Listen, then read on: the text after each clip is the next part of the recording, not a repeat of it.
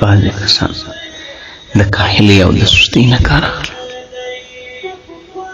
چې هېڅکله مسلمان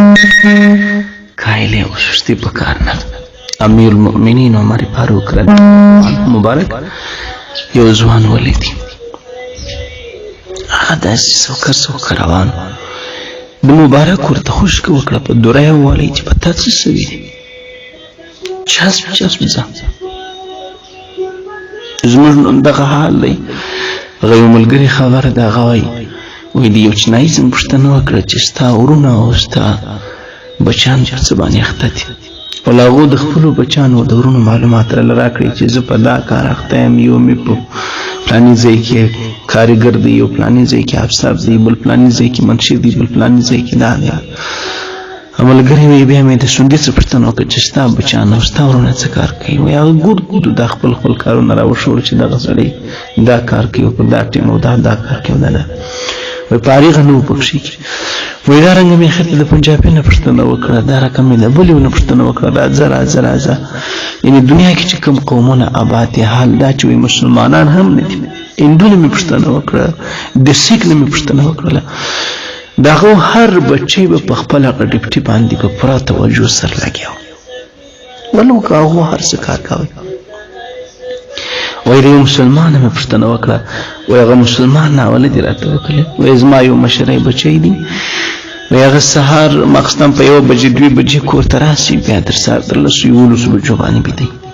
پر 11 بجې باندې راکښېني، ناشته چې دی کوي 12 بجې 12 بجو باندې چې ته ور ولاړ سې څه برکت به دي. بیا پر 12 بجو باندې چې ور ولاړ سې د دې دوست سره په ګپه مپه شپه په دې دوکان کې ناست دلته له کلوپرې د ځانه جوړ کړي. په دنیا کې چې چېرته یو بیکاره یو فاسد شخص او کس وي دغه سره د تعلق چې ویې ګورې د سګرټو بوی پر ده باندې ګرځي، حیران به یې چې خدایه زه اوس دې سړي ته څه ووایم. او بالاخره د هغو نتیجه دا ده چې خرچه زما نه غواړي. کیسې هلته پرېږده چې یو غیرتمند یو ځوان کم سې د هغه منافق ځای ووایي، د هغه کافر ځای ووایي چې هغه لا هم د خپلې کورنۍ لپاره یو اسره دی، یا د ده خرچه زما د کوره ده، زما د ده خرچه دی زما په ما باندې چلېږي. ځوان هم دی، جوړ هم دی، روغ هم دی. سړی وی دلته موږ سره خلاص شولو چې څونه غفلت به موږ کې را روان دي، چې زما او ستا دغه حال یې، زما او ستا د بچي به کوم حال یې. علما فرمایي تاسو په هغې مه کښېنئ، یا د دنیا کار یا د دین کار، یا د دین کار یا د دنیا کار، ځکه چې په هغې د خدای بیکاره خدای ځینې بیزاره، او چې په هغې سویدستي شیطان حمله در باندې کوي. د شیطان څخه د بچاو یو کار دا دی، دغسې ابس مه کښېنه، ولو که په کور کې 5 منټه د کاره راسې ابس مه کښېنه. مفتي شفیع صاحب رحمت الله تعالی علیه به فرمیل چې زه کله اوداسه ځای ته لاړ سمه، نو د اودس په ځای کې ما ته دغه قدر کې ابستیا هم خوند نه راکوي چې په ما باندې تېره سي. په دې ټیک وایي زه غلوټه ومینځم، غلوټه نه ده ګډوچ موږ تاسو ته وایي، دا هم یو کار ده. نو علما فرمایي چې سړی ابس کښېني بس شیطان در باندې حمله کوي، سوچونه فکرونه او دارنګه دشمني دوستي بغضونه دا ګرده د فارغه خلکو کار دی. قرآن کریم کې الله پاک خپل حبیب ته فرمایي فاذا فرغت فانصب والى ربك فارغب، کله چې ته فارغه سې نو بیا ته الله ته ودرېږه او د خپل رب ژوندیکیت ځان ته حاصل کړي، نه خپل رب ته په طاعاتو عباداتو په نورو اسکارو تلاوت د قرآن او په نیکو کارو باندې خپل ځان ژوندی کړه. هر نیک کار کول الله محبوبیت ځان ته حاصلول دي، الله ته ځان ژوندی کول. او بل قرآن کریم کې الله پاک فرمایي واسجد واقترب، ته سجده کوه ما ته ژوندی کېږه.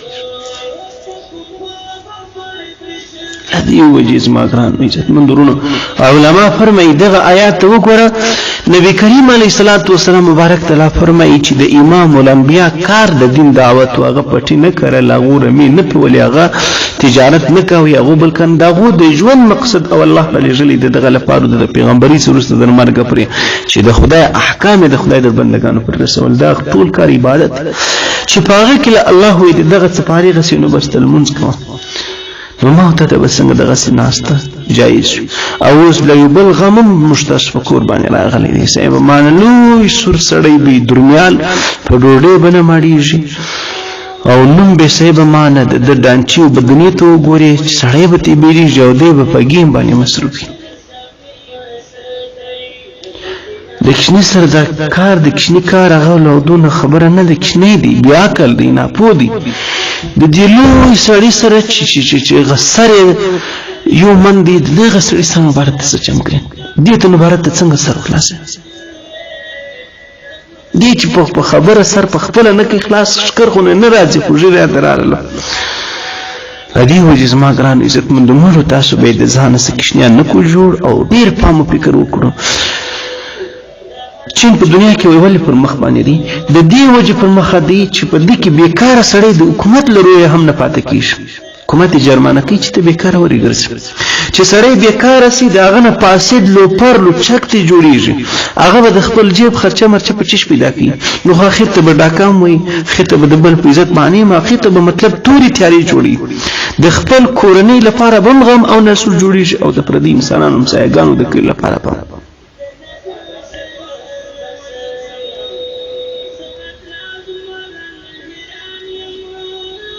هدي وجه شي انسان ش سړی تاسو ګوري پار کله ور کول کې ستاو پارا معاشره او ټولنه کې هغه غني چې هغه بیکاری هغه غني چې هغه بس ټیم په یوشي تیری هغه غني چې گیم کې لوچا کې د شپې راځي کوړه او د ملا پلار امور و رضات نه ګوري او خوشته نه ګوري د انسان لپاره دا په کار د چې د سړی مشر یې کپلا دی او کوروري مشر چې پلار د ورسته مشر د قدر لري هر مشر هغه د پلار قدر لري نو چې دا هغه صرف د سترګو په دې لا سړی پوسې چیرې د دې دغه کار نه دی خوش د تل لپاره باید هغه ترک کول شي دا د سړي خو دی سوکس سړی په یو شي کې ورزړیږي سوکس اوله دا بنه کې مشلي سوکس اخر ته داسې اخر منجام خراب سي د شهر په دې کوڅو د شهر په دې ځای کې وګرځيږي د شپې یو دوی بجې داس یخ چې انسان په تلتاک او توسو بلستان کې گزاره نشي کولی انګیټه چې مړ سي د سړي د زړه یخ کیږي په دغه سیاح کې اخر وینان تاسو ګوري چې مردار نالي کې مردار متاسوي کې پاتې خته به انسان صدقه شي جوړیږي الله دې زموږ تاسو حفاظت وکړي دا خبرې الله زموږ تاسو لپاره د هدایت ورګرځي نه دا تکلیف او ازار سبب د تاسو لپاره وایم د ځان لپاره وایم د خپل ورونو او د خپل قربان لپاره وایم د ټول مسلمانانو لپاره